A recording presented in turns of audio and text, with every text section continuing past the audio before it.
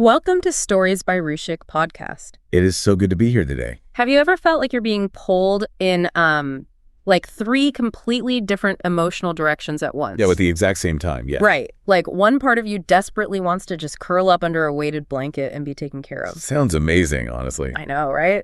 But then another part of you wants to angrily tell off a manager who slighted you like 3 years ago. Oh yeah, the shower arguments. Exactly. And then there's a third part just standing in the middle of this crowded room, watching these versions of yourself shout over each other, completely exhausted. Just begging for 5 consecutive minutes of quiet. Yes. Because, healing isn't this straight road. It's so much more like being trapped in that room. It is exhausting to even visualize, but I mean, it is the baseline reality for so many people. It really is. We carry this cultural assumption that healing is chronological. Like you start broken, you do the work, and boom, you end up fixed. Neatly tied in a bow. Right. But the reality is significantly more chaotic. It's less like walking down a peaceful path and much more like, fighting for the steering wheel of a car with 3 incredibly stubborn versions of yourself. Which perfectly brings us to our discussion today. We are exploring a profound piece written by Rushik titled Healing Across Ages. Such a brilliant piece of writing. It is. I mean, his thought leadership is just incredible. He maps the actual architecture of our internal conflict. And he does it so well. He completely strips away that clinical textbook distance. Yes. He injects this subtle, really observant humor that makes these incredibly heavy concepts feel so recognizable. Like he's just describing your own brain to you over coffee. Exactly. So our mission today is to map out these 3 internal voices that he talks about: the inner child, the teenage self, and the current self. And really discover how his insights can help you stop that internal tug of war so you can finally find some actual peace. So let's start at the foundation, right at the beginning, with the youngest and easily the most vulnerable voice in the room. The inner child. Right. He notes that the inner child lives in memories that the body never forgot. Which is such a vital distinction. It's not about logical recall. Exactly. It wants love without having to earn it. And it wants reassurance without any kind of performance. Because it doesn't care about logic or timelines at all. Like it reacts to small things with massive, massive feelings. Because it learned early on that love was uncertain. Yeah. And, shaming this part of you just teaches it to hide better. Which makes total sense. I always compare this to like a smoke alarm with a really hypersensitive sensor. That's a perfect analogy. Yeah, it goes off at the slightest hint of smoke, like just burning a piece of toast, because it is absolutely terrified of a catastrophic house fire. It's doing its job, but based on really outdated data. Right. But here's my question. How do we actually calm this part down without just, wallowing in the past? Well, his actionable wisdom here is a game changer. Healing asks you to become the adult this child never had, but showing up right now, in the present. Wait, what does that practically look like, though? So think about when you drop a glass in the kitchen. Usually, your internal monologue supplies the punishment, right? Oh, completely. Like, you're so stupid, you ruin everything. Exactly. We do the abuser's job for them. We automate it. Wow. Yeah, we really do. But he suggests speaking kindly to yourself in that exact moment. Yeah. Forcing that voice to soften and say, hey, it's just a glass. You're okay. Breaking that loop. Right.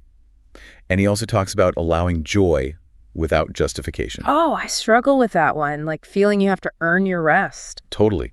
We think, I can only watch a movie if I clear out my entire inbox. Yes. But the inner child needs to know it's allowed to feel joy simply for existing.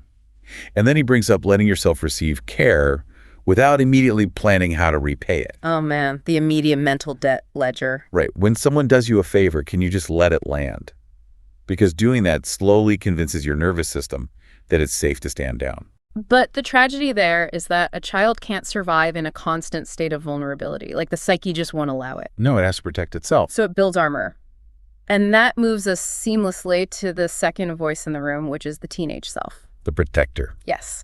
And this voice is sharp, it is reactive, and it is angry. It remembers every single time you were dismissed or laughed at or controlled. And I just love his brilliant phrasing here. He says, it learned that softness invited hurt, so it chose fire.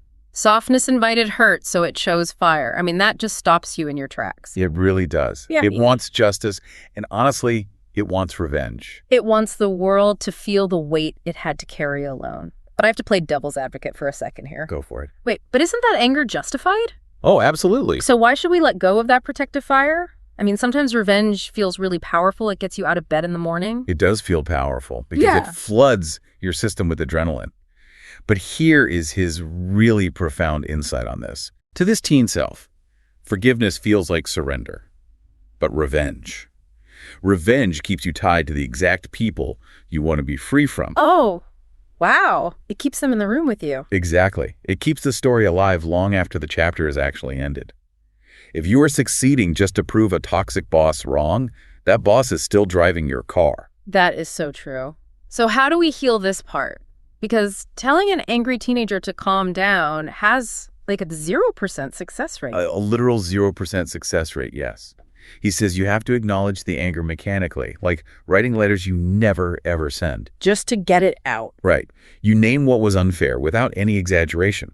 You honor the teenager's strength. You tell them thank you for keeping us safe when we were completely alone. Yes. And then, only after they feel seen, you gently take the weapon away. You assure them the war is over now. The war is over. That brings such a sense of relief, which contrasts so heavily with the current you, right? The adult standing in the crossfire. Yes, the present self. Older, wiser, and just completely exhausted from dragging all this emotional luggage across the years. You just wake up tired. You have no desire to fight old battles anymore. You just want peace that lasts longer than a good afternoon. You want steady relationships, not dramatic ones. And you want rest without guilt. You finally realize that winning arguments doesn't actually heal your wounds.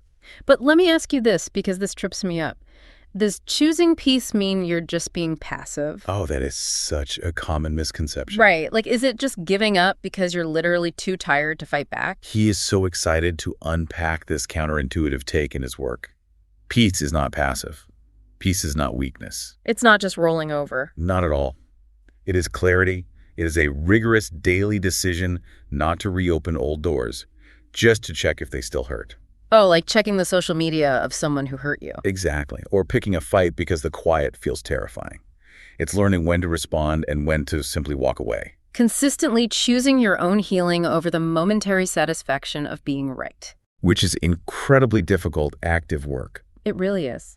So we have this standoff. The child wants comfort, the teen wants control, and the adult just wants release. All fighting for the steering wheel. How do we actually resolve this internal battlefield? Well, he emphasizes this core thesis, which is just brilliant.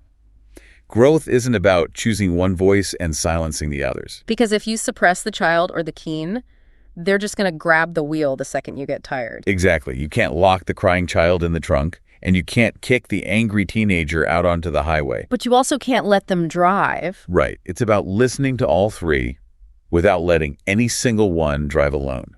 The adult has to stay in the driver's seat and mediate. So, okay, if a coworker takes credit for your project, you pause and you recognize all three reactions. Yes.